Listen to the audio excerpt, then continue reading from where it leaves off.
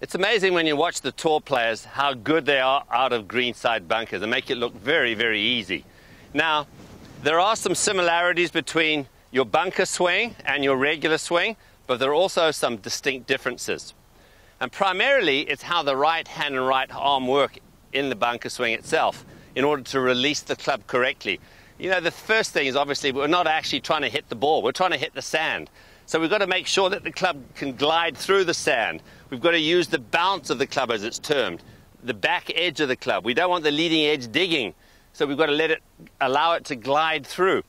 So what I've done here is I filled up a coffee cup full of sand, and this is the image that you want to have. As I take it back, you see there's an opening, distinct opening and rolling. So I actually let the sand fall out in this fashion here.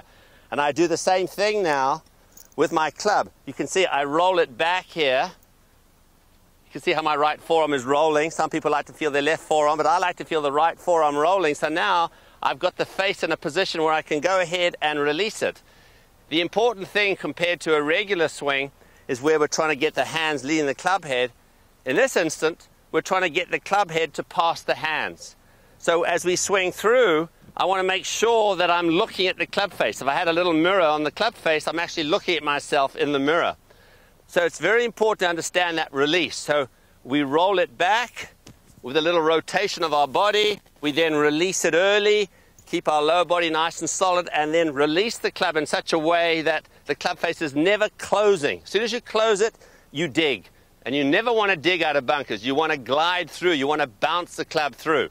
A great exercise for this is to actually swing with your right hand and right arm only. It takes a little practice.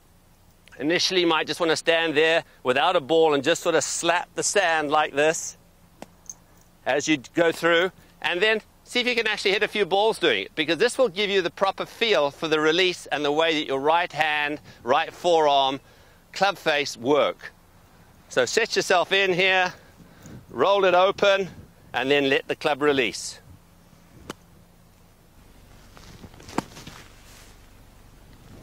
So really focus on the way your right hand and club face work in hitting these bunker shots. You'll be amazed how you'll improve.